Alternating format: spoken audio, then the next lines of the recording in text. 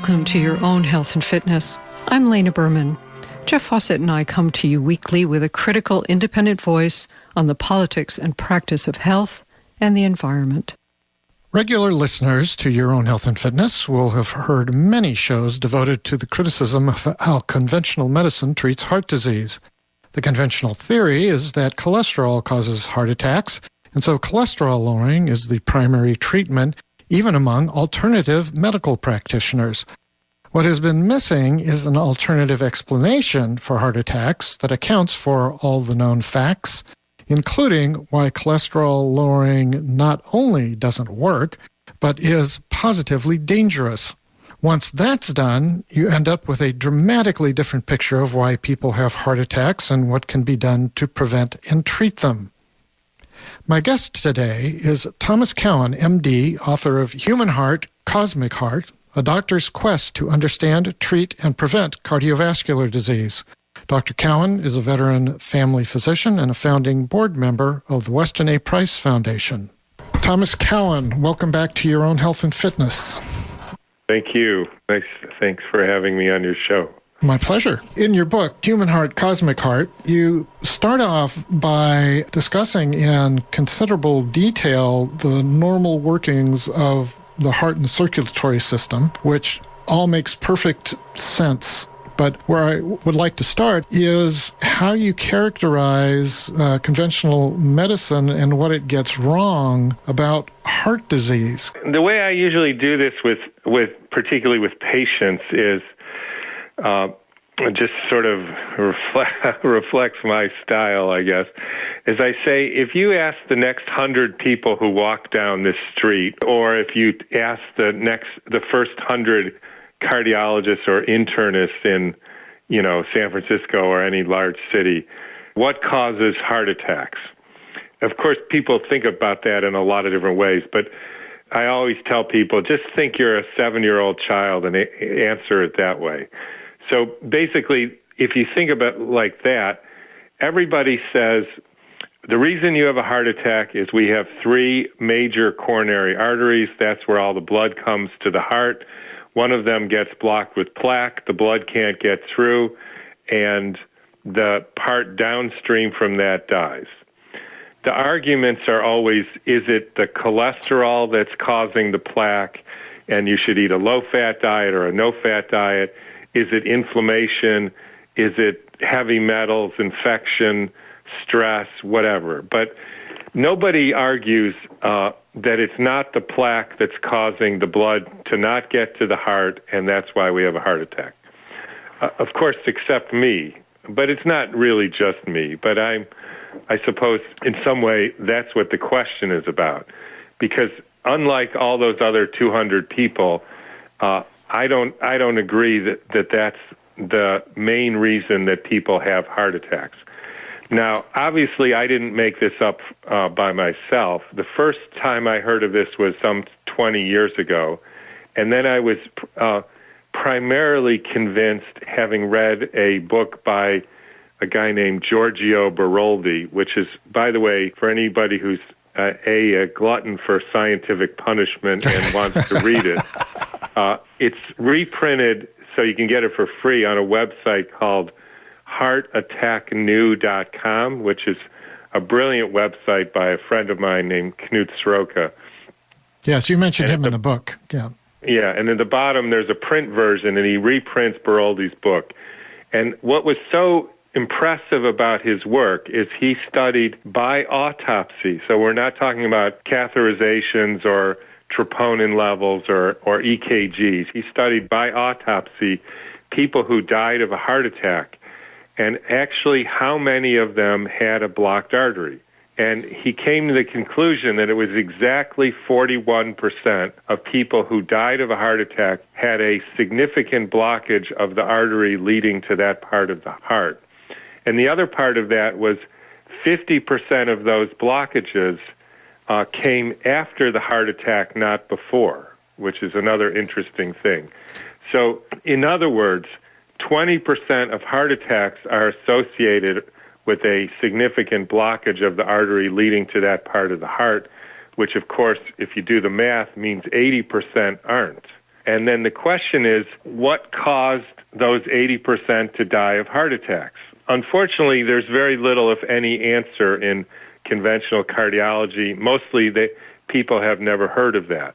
But I would also point out that there was a major review article in the European Heart Journal in 2014, which I can read you some of the conclusions. They say, quote, estimates from the WISE database show that there are 3 to 4 million patients in the U.S. alone with signs and symptoms of ischemia despite no evidence of obstructive atherosclerosis. In other words, they have all the signs and symptoms, not just symptoms. They have evidence on EKG, et cetera, of having, angina or heart disease, and yet they have no evidence of atherosclerosis. Converse, they said, a number of patients with severe coronary atherosclerotic obstruction have no experience of angina. In some ways, then, that was my introduction to this whole thing doesn't make sense. The European heart thing came later. But the way I work and the way I think of it is I try not to have a disconnect between my experience of life and what I think about life. What a novel concept. Yeah, so here I am as a doctor, and I'm told that we have 3 major coronary arteries. All the blood flow to our heart goes through those 3.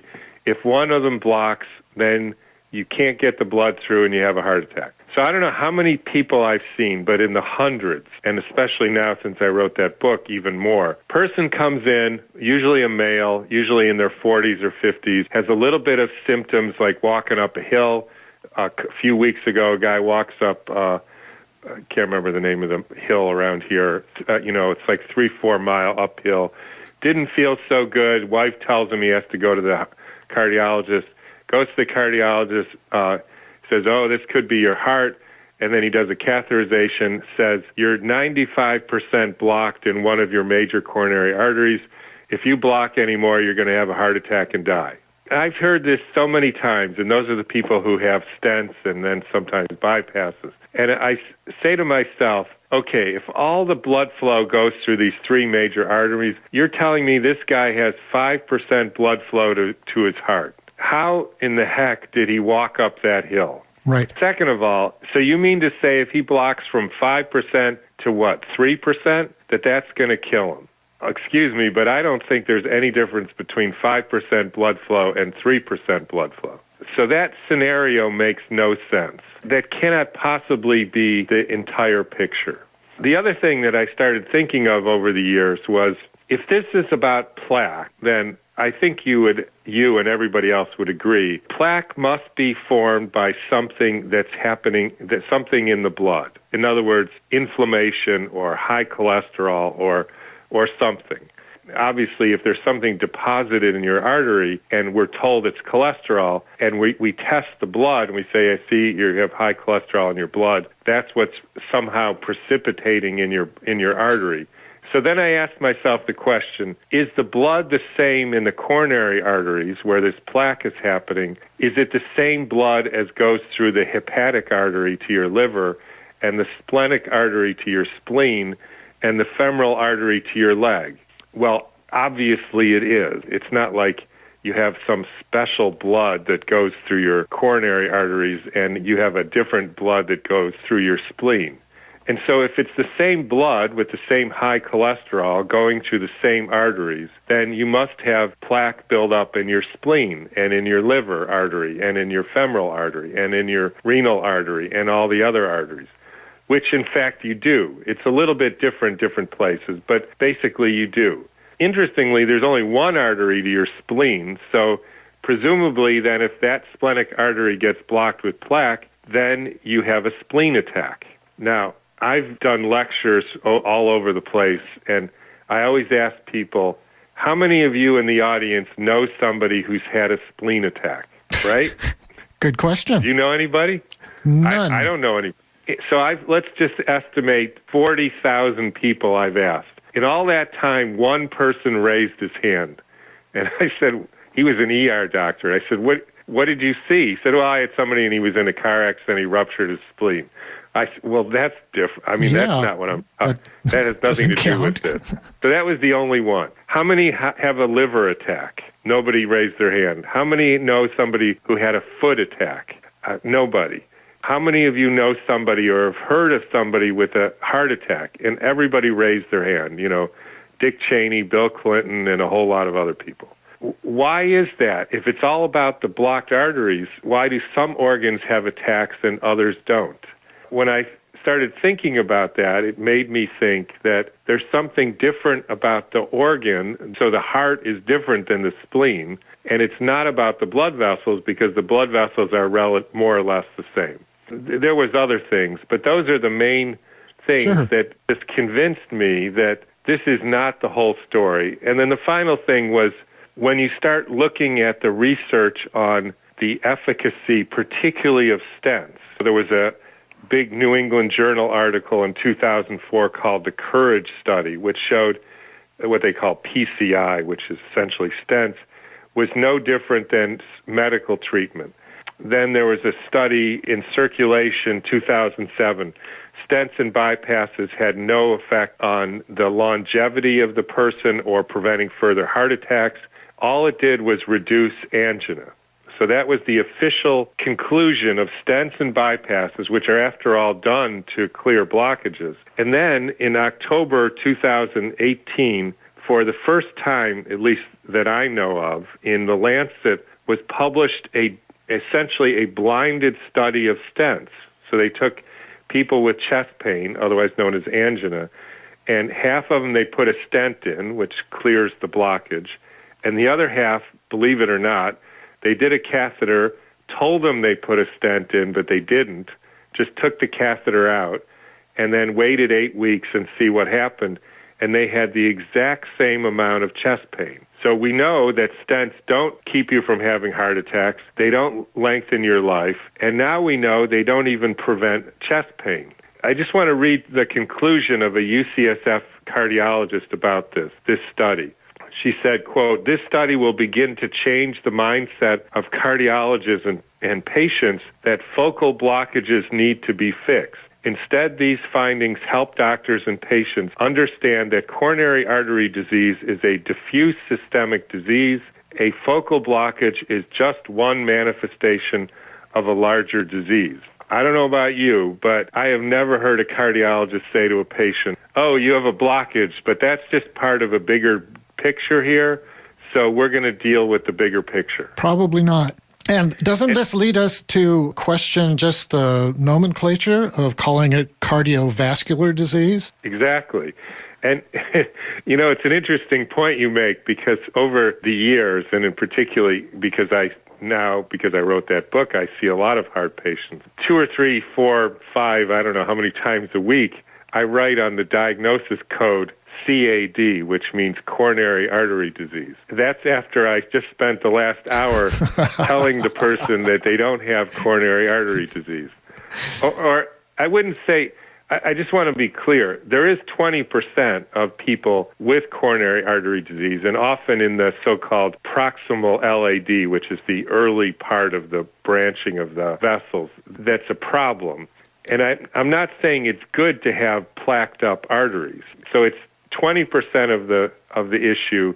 It's not good. But my whole thing is what is this other 80%? And exactly. As she said, what is this diffuse systemic disease? Essentially, that's what I wrote that part of the book about.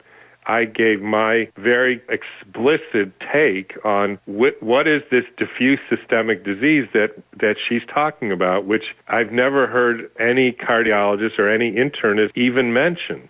Since you've brought that up, let's leap right to that. In the book, what you argue is that what causes heart attacks and how to prevent them and how to treat them, the answer to all that lies in the autonomic nervous system. Right. So basically what I say is there's 3 main reasons that this 80% comes from, or in other words, I'm still talking about what is the diffuse systemic disease. Yes. So part one is the part you're talking about, which is imbalance of the autonomic nervous system. Now, this is not unknown to cardiologists because the main cardiac medicine since the 60s, so we're talking almost 60 years, are beta blockers. And beta blockers block the sympathetic nervous system. Just a short thing. So we have two nervous systems.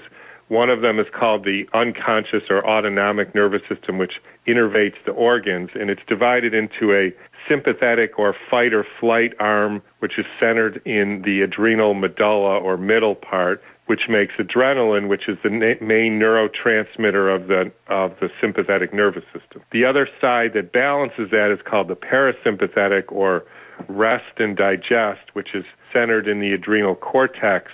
The sympathetic makes you activated, and the parasympathetic makes you rest and helps with digestion. So conventional medicine says this is in excess of the sympathetic nervous system, which is why they give beta blockers. The beta that they're blocking is the sympathetic nervous system. But since the advent of heart rate variability testing, which allows you to see the dynamic balance between the sympathetic and parasympathetic in the heart, what we've discovered is that at least 90% of heart attacks are associated with a suppression of the parasympathetic nervous system, not an activation of the sympathetic. Now, I would admit those are similar, but because too high a sympathetic is sort of like too low a parasympathetic.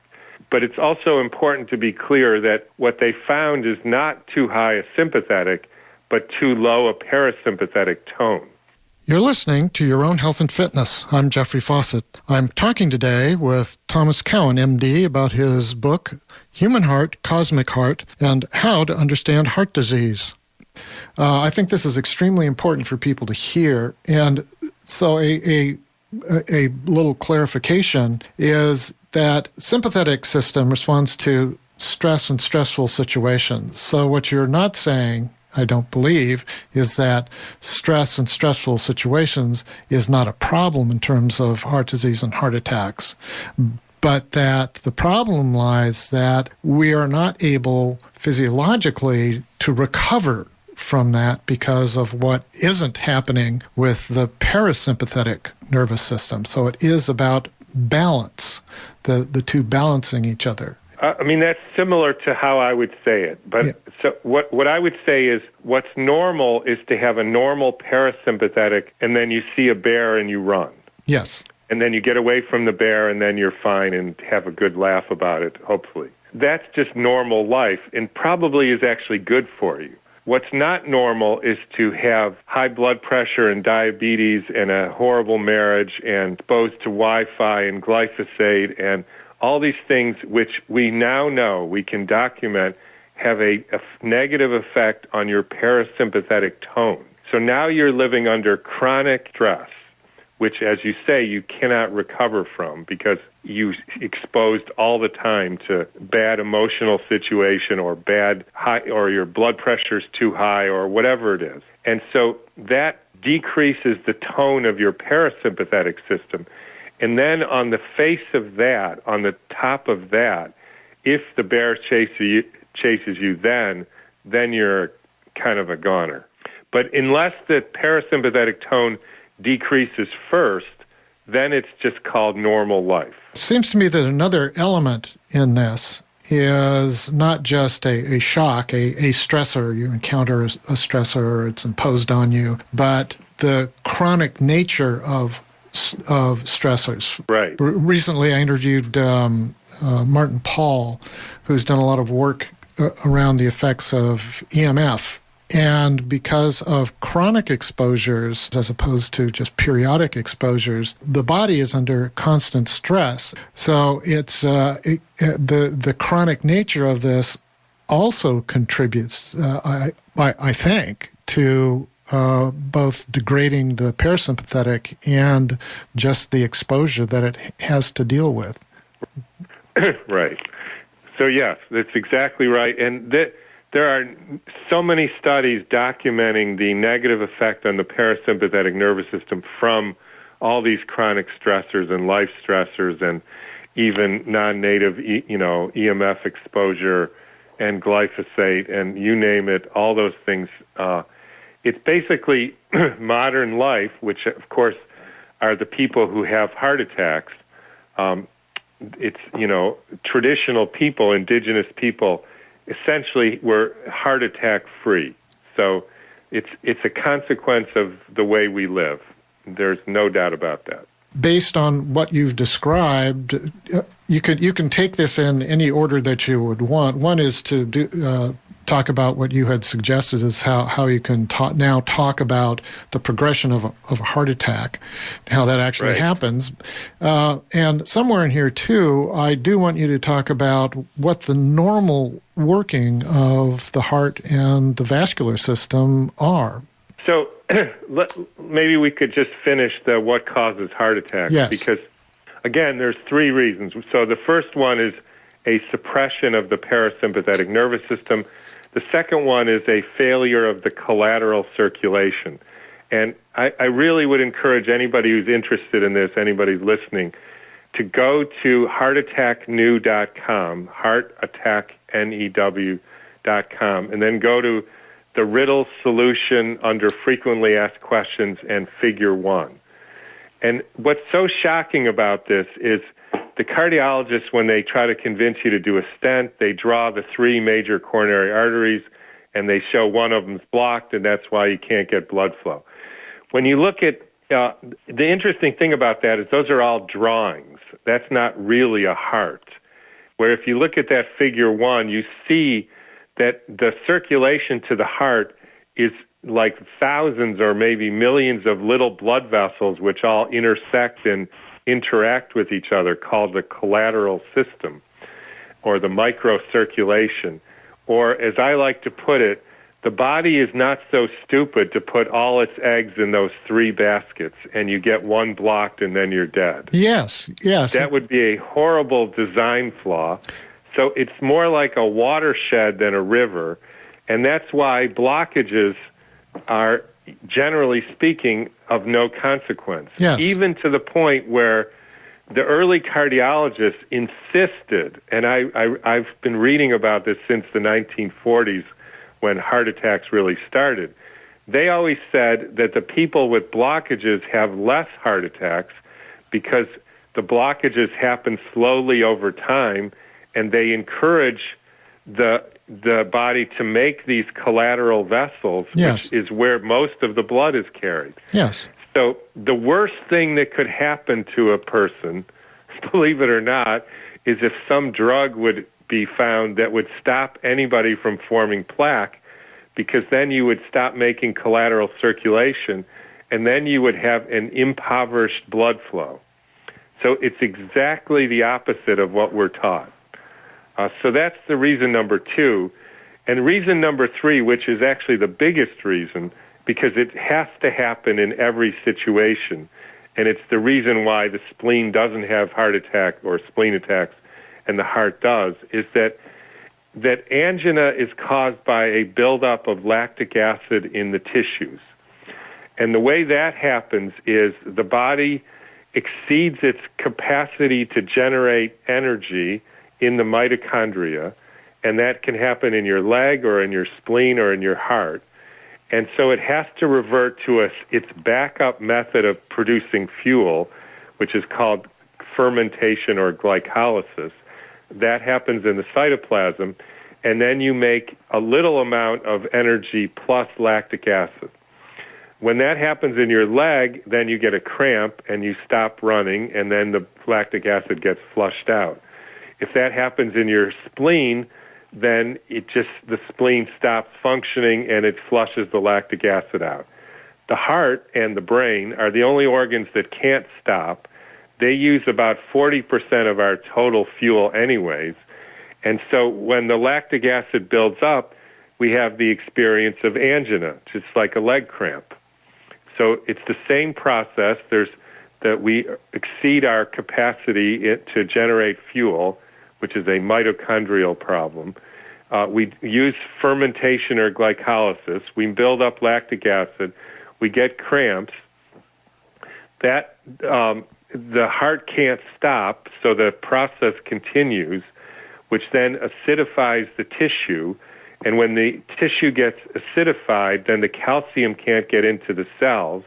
And so the muscle cells of the heart become paralyzed, which is exactly what you see on echocardiograms and stress echoes and thallium scans. You see a akinetic or dyskinetic part of the heart.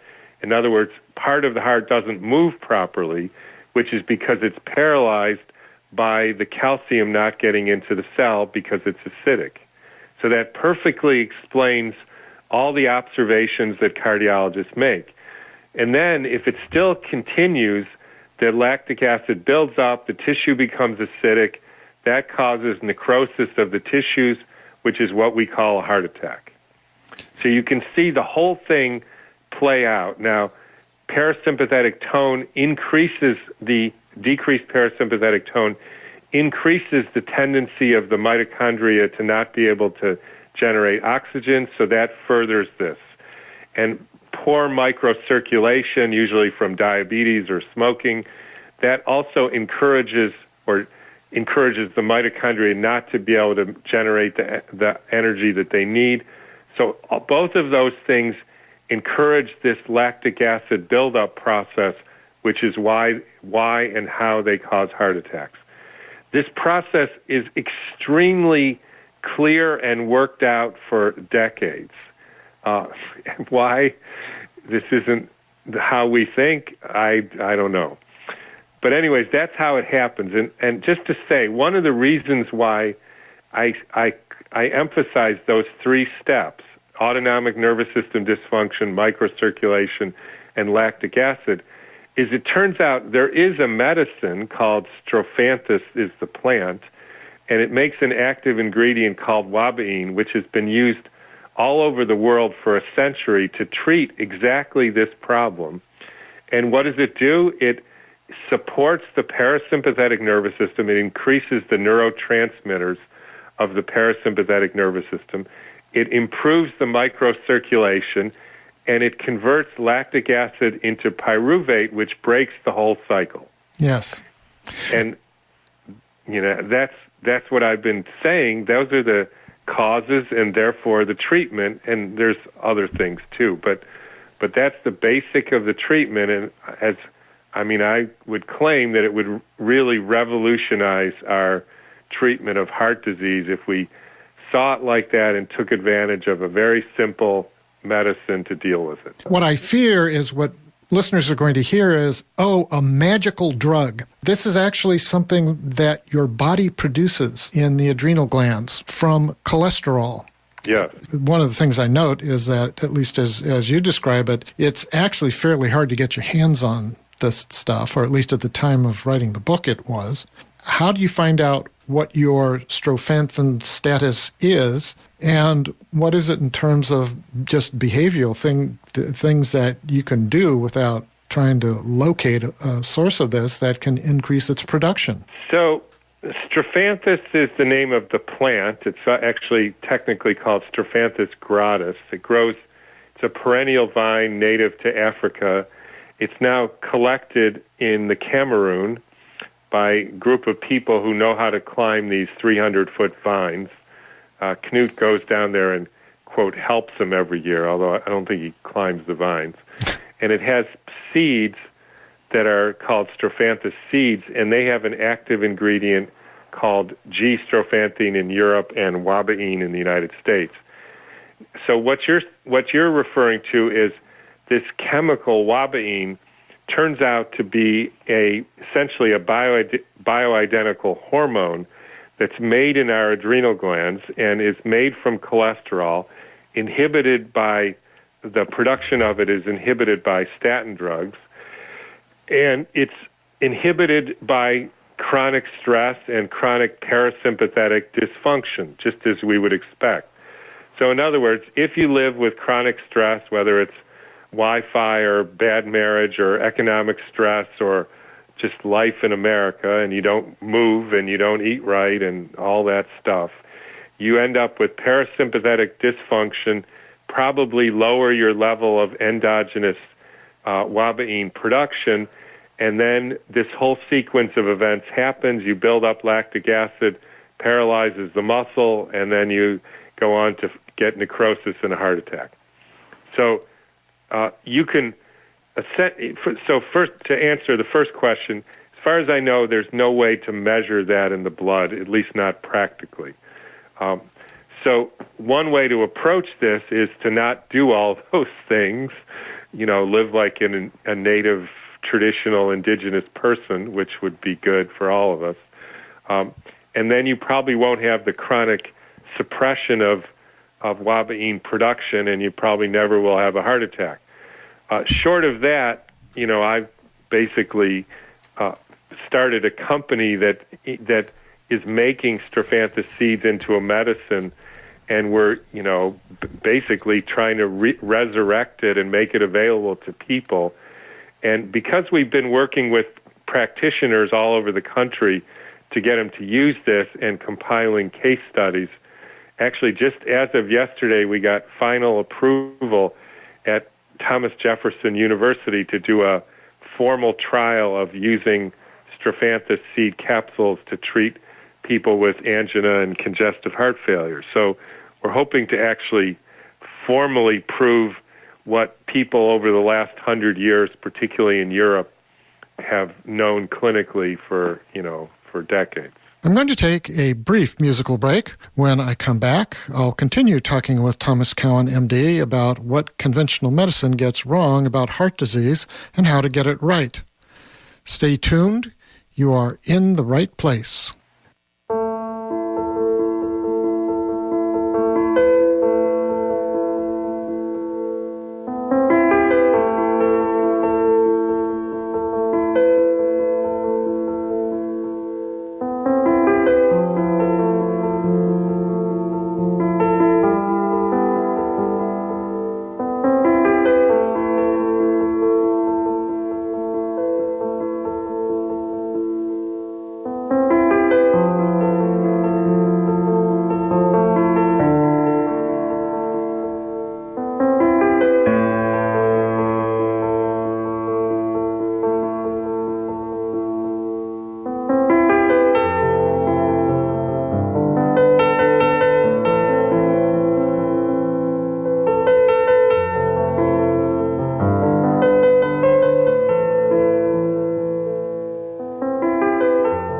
Welcome back. This is Your Own Health and Fitness. I'm Jeffrey Fawcett.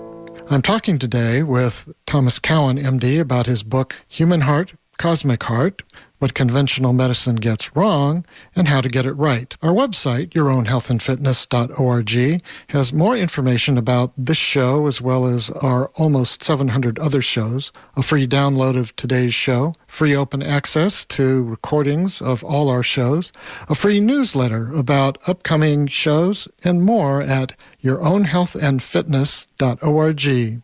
Dr. Cowan's website is Fourfold Healing at fourfoldhealing, all one word, .com. Since strengthening the parasympathetic nervous system is really a core aspect of what you're recommending to people in order to avoid that. So talk more fully about what that entails. It entails leading a peaceful, joy-filled life, which is, as they say in NVC, maybe not a doable request, right?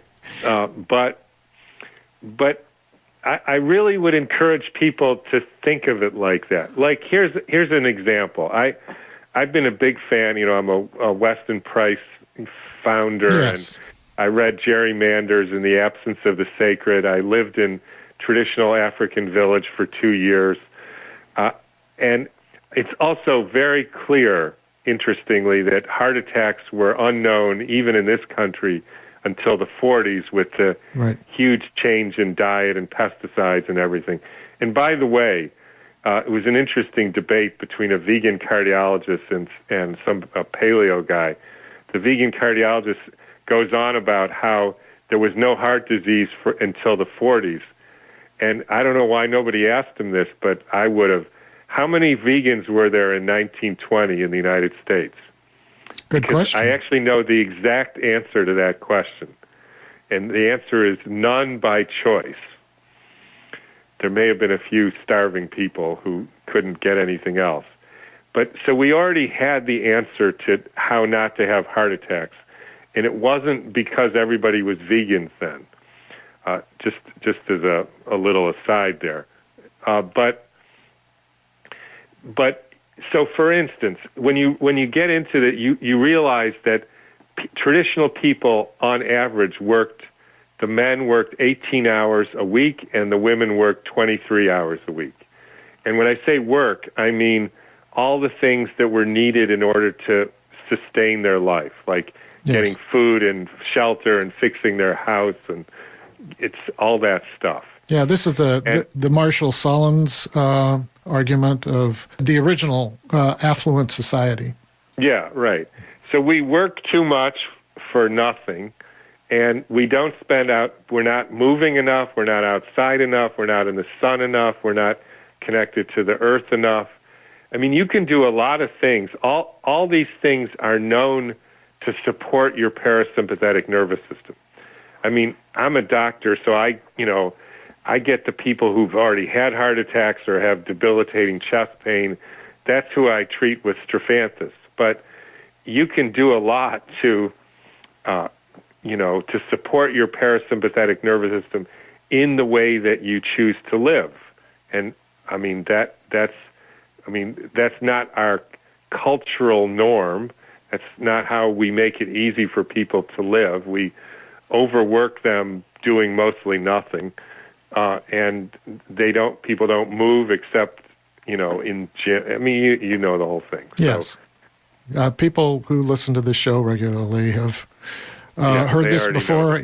This is not a technological fix. This is a nature fix. That is absolutely right, and it is a sociological fix. I want to go back to that because it's both those circumstances and the quality of those social circumstances are central to all this. So what you're referring to is the other main part of the book was, and again, if you do that 100 people and 100 cardiologists thought experiment, and you say, what does the heart do?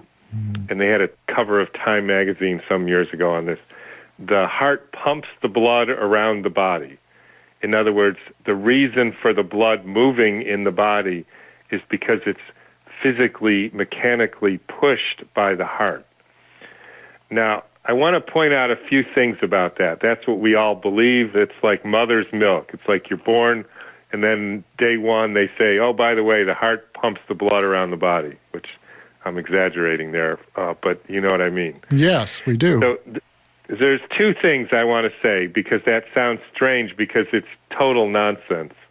So number one, there's now two people right now in the United States that I know of who are saying this. There's me, and there's a guy named Branko Furst, who wrote a book called The Heart and the Circulation, and he's an anesthesiologist at Upstate Medical in New York. And I just want to point out that the foreword to his book was co-written by the head of cardiac anesthesiology and the chairman of pediatric cardiac anesthesiology at Harvard Medical School. So presumably those two guys are the two people who know the most about how the heart works of anybody alive. And they basically said, Branko is right. There's no way the heart is a pump, and that's why we can't treat congestive heart failure better than we could 50 years ago.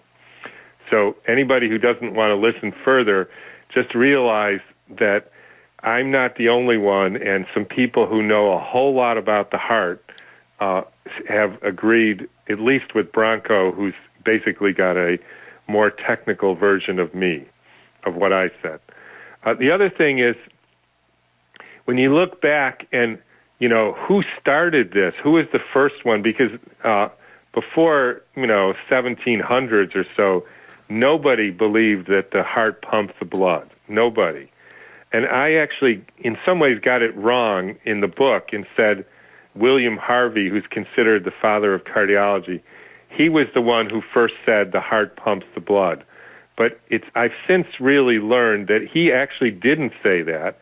he was the first to say that the circulation is a circuit, and blood is not made in the spleen or anywhere else anew, that it goes arteries, capillaries, veins, arteries, capillaries, veins, so it makes a circuit. But he said the heart was not a pump. It was actually Descartes who insisted that everything that happened in a human being had to be explainable by the laws of mechanics. He was the one who first said the heart is a pump. So it's not like God himself said this. It was Descartes who said this. And that's why we believe it, because we believe that only mechanics is applicable in a human being or any living system, which I can tell you would be a hard thing to prove. Believe me. So if you look at this then more specifically, so you have this 1 pound approximately organ, and we're told that the walls squeeze this blood, which is very sticky fluid, with stuff floating in it, meaning red blood cells, white blood cells, platelets. And if you put the blood vessels end to end, they actually go around the world about 3 times. There's that many blood vessels. So now imagine this 1 pound, fairly thin-walled organ. It's some places, it has variable thickness, but some places very thin-walled, pushing this sticky fluid 3 times around the earth. So the first thing I would say about that is that's one hell of a push for this little muscled organ. The second thing about it is, interestingly, as it exits the heart, it's going the fastest, and then it slows down, and then it gets to the capillaries, and it basically stops because it has to offload oxygen and pick up carbon dioxide and offload food and pick up waste products. And so then it starts going again and goes faster and faster and faster until it gets to the heart, and it's going approximately the same speed entering the heart as it is exiting the heart, which then immediately brings to mind the question, so what is this pumping doing? Like, it's not making it go faster. What did it do to the blood? But the analogy that I like to give people, it's like if you take a bus from San Francisco to New York, and then the bus says it's going to stop in St. Louis to offload people and get some more people, and then it's going to start going again, but there's no engine in the bus when it gets to St. Louis. I can tell you that I'm not getting on that bus. Not anyways if I want to get to New York, because it's very clear that you have to have some engine or pump in St. Louis, because if it stops there, it has to get going again. And so if the blood stops at the capillaries, which it does, then it must have a pump there in order to get it going again. The pump has to be there. Why would you put a pump when the blood is already moving the fastest? That makes no sense. Now, there's another thing. If you just look at the entire circulation, and it's easier if you see a picture, but if you could imagine, so the exit of the heart, of the blood from the heart, from the left ventricle, is through the aortic valve, and then it goes through the aortic arch, and then it goes to the rest of the body. So the arch, it looks like McDonald's arch, sort of. Now imagine the same scenario. You have a spigot outside of your house, and you put a arch-shaped flexible garden hose on the spigot. Right? You with me? Yep. And then you turn the hose, you turn the spigot off. That's the heart is relaxed, and then you pump, meaning you turn the spigot on full blast. That's like the heart is pushing the blood. And what would happen to the arch if the arch is a flexible tube? It would straighten out. It would straighten out. Now, I used to work in a cardiac cath lab when I was in medical school to make money, and we would put the dye in the heart. The dye would exit the heart, and the arch would bend in every time the heart so-called pumped. And I remember saying, I knew a little about this at that time. I said, why does you would think that if it can bend, it would straighten. As if you're pushing that hard, that arch has to straighten. Instead, it bends in. And they said, "Oh, well, that's just the way it does." Right. Yeah, famous scientific. Yeah, that's right. That's the way it does, which sounds to me more like something contracting than something having liquid pushed through it. You're listening to Your Own Health and Fitness. I'm Jeffrey Fawcett. I'm talking today with Dr. Thomas Cowan about his book, Human Heart, Cosmic Heart, and the... Right. There's no push there. If there was a push, there's no way that could happen. So you put those things in, there's no way you can generate that amount of force. There's a article on my website with humanheartcosmicheart.com by a mechanical engineer named Ralph Marinelli, who titled "The Heart is Not a Pump," and he actually calculates the amount of pressure that you would have to generate in order to push that much fluid all the way around the circulation, and it's approximately 1,000 times higher than the heart can generate. So the whole system that makes no sense. It makes no sense. So the question then, people say, well, how does it work and what is the heart doing? So the way it works is, first of all, we know the pump has to be at the tissues. So, and let's leave aside for a minute what happens at the tissues to actually start the blood moving, because there's an answer to that, but I want to leave that aside for a second. So let's just say the heart, whatever that pump is, whatever that mechanism is, starts the blood moving at the capillaries. By the way, Branco says the blood is an autonomous organ that moves of its own devices, and he doesn't really know how it moves, but he can prove that it moves of its own accord. And essentially what I did was I answered the question of how it moves. Right. But let's just say it moves, and then as it goes up the venous circulation, the tubes become narrower and narrower. The tubes become bigger, but the surface area becomes narrower. It's like you go from a watershed and then into a river and then into one main river. And as that happens, just the compression of the fluid will make it go faster and faster. And then, so you have then this fast-moving blood that eventually comes into the heart, and that the heart is a flexible, walled holding tank.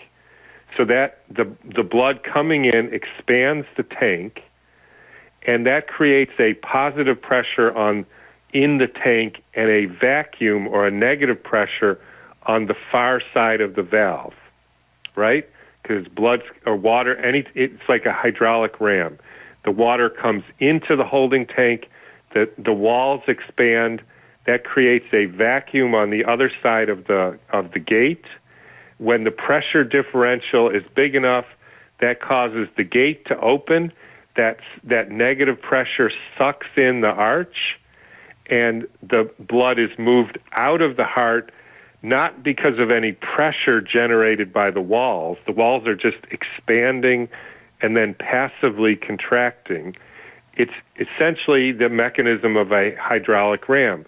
The fast-moving water comes in, expands the holding tank, the gate opens, and then the water is distributed to wherever you need it. And that's exactly what happens in the heart.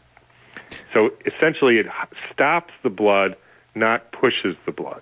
One of the things that you discuss is where that force in the blood itself comes from, and allude to the work of Gerald Pollack and his work with hydrophilic surfaces and structured water. So now we're to the point where once we get the blood moving at the capillaries, the blood will go faster just of its own accord, as called Bernoulli's principle. As you narrow the surface area, to go faster. Then we comes to the heart, expands the walls, creates this vacuum, brings the arch in, distributes the blood. So we're only left with how did it get moving in the first place? And the answer to that is if you take a hydrophilic surface and put it in a beaker of water, it will form a gel layer which is negatively charged on the inside of this say, hydrophilic tube.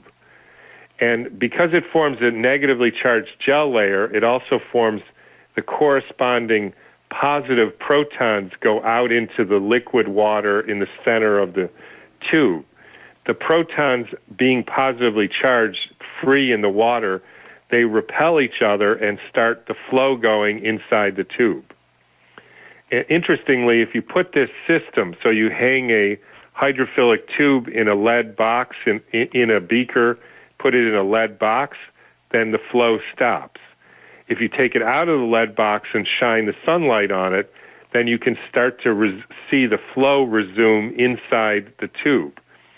An important point about that is that means we've created flow, i.e. work, just through the interaction of water and a hydrophilic surface and some energy source like the sun, or you put it on the earth, or you put your hands on it, and that starts the flow.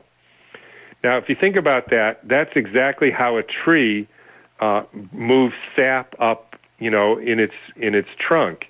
We're told that over 33 feet or so, that's the barometric limit, and so that that water becomes too heavy and you can't get water to flow up a tree higher than 33 feet, except we know there's trees that are 400 feet. And all a tree is, the xylem, is a hydrophilic tube that has water in it, i.e. sap, that creates this electrostatic charge, which then starts to flow, and it can't flow down because the ground is there. So it flows up, and it can flow up hundreds of feet. And if you then say, that's exactly what we have in our capillaries. We have hydrophilic tubes interacting with water that create a gel lining of the tube, which, by the way, protects the vessel. And then the positive protons go into the middle, into the free water. They repel each other. They start to move. They can't go up the arteries because the blood is coming down that way, so they go up the veins, and then they go faster and faster and get to the heart, and the heart stops the blood, and the whole thing keeps going. And this is a energy-free system. All you need is sunlight or being, grounded to the earth. It's a whole different world. It is a very different world. It's not this mechanical pumps, which you can't even figure out how you generate the energy. You can't figure out how you generate that sort of shear pressure. The whole thing is just nonsense. This is how it works. If the heart isn't a pump and it's not responsible for circulating the blood and is essentially a vessel that is an intermediary in the circulation of the blood, which is moved by the vessels themselves, then why is a heart attack a big deal? That gets into first of all, if you don't have this damming device, then that's the regulator of the circulation. I'm not saying the heart doesn't have a role in the circulation. I'm saying it's not a mechanical pump. In other words, it's not a pressure propulsion device. It is a regulator of the circulation. But here's the real reason it's important. And this was actually first discovered, that's probably the wrong word, but elucidated by Da Vinci, who made casts of dead people's heart, even though he wasn't supposed to. And then he put water and grass seeds in there, and he proved that inside the left ventricle is created this vortex. And in a sense, that's where a vortex is always, without getting too strange about it, that's where the creative energy of life interacts with substance. And so what happens in a sick heart is you lose the ability to create a vortex because the dynamics aren't right, and it becomes essentially like a blob. Interestingly, then it starts, as it's dying, it starts to try to pump to keep the blood moving. Once that happens, you're basically a goner. But what's really happening is the energy that creates life, which, of course, modern science and modern medicine has no conception of. They think of the human being as just a collection of chemicals. So if you say the energy that creates life, they say, what are you talking about? It's the difference between the substance that makes up a carrot and a carrot. There's a creative force of life which works through water, and in a human being it enters through the heart, and when you lose that, you're basically dead. The title of your book is Human Heart, Cosmic Heart. What's the cosmic heart? This creative energy that works through the heart is in sort of eerie sort of ways is connected to larger events on the earth and even in the cosmos. So for instance, some of these ideas I got from Rudolf Steiner, and he said the heart is a seven-sided regular form that's sitting in a box in the chest, and there's no seven-sided regular form anywhere, and there's no box in the chest. So what in the heck did he mean by that? But if you actually do a sculpture of this, and you put a seven-sided regular form in the chest, in a box, it forms the same angle off-center to the left as the human heart does in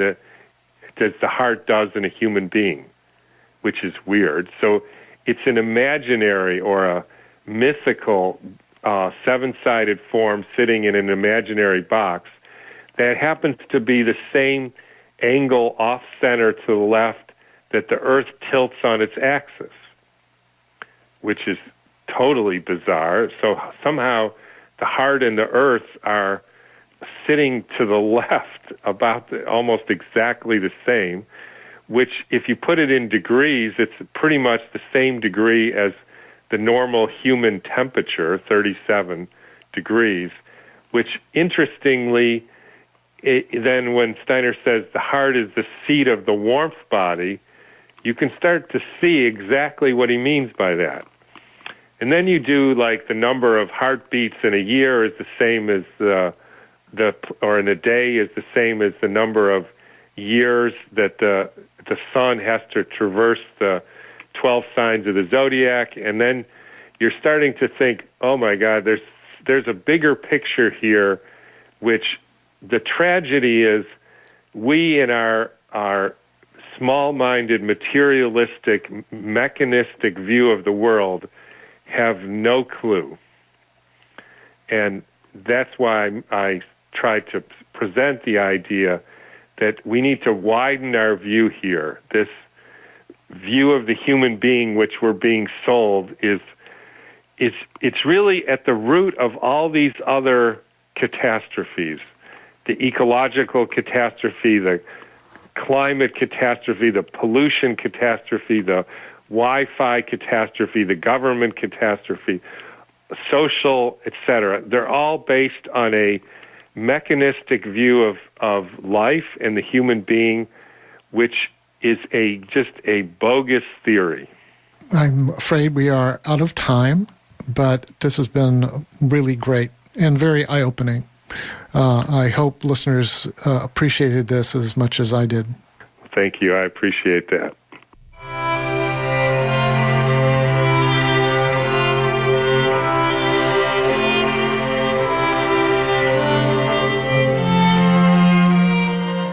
Thanks for joining us today. Visit our website, yourownhealthandfitness.org, for information about this show and almost 700 other shows.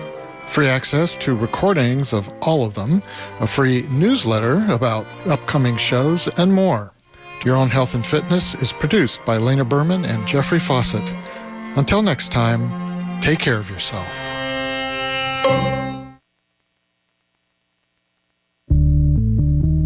Do you want to help KPFA meet the needs of the community it serves? If so, we welcome you to join KPFA's Community Advisory Board, also known as the CAB. We are in search of talented and skilled individuals who can help gather listener feedback for KPFA's local station board. Listener feedback is what helps shape and improve the cultural, music, public affairs programs, and independent news that KPFA provides. We also help with community outreach. For more information about the CAB, copies of our previous Community Needs Assignment reports, and the form for nominating yourself or another for CAB membership, please visit kpfa.org and look for us at the bottom of the homepage. You can also contact the CAB at cab.kpfa@gmail.com. Thank you. You're listening to KPFA, KPFB in Berkeley, KFCF in Fresno, or K248BR in Santa Cruz, or online at kpfa.org.